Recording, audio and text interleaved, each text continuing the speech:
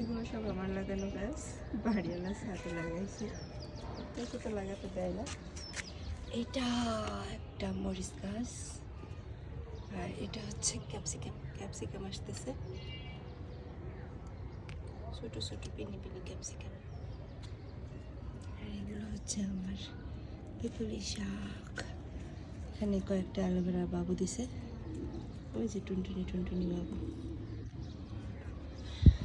পাশে ভাবি জবা ফুল গাছ দিছে, জবা ফুল গাছের কুড়ি আসছে, ফুল ফুটলে দেখাবো।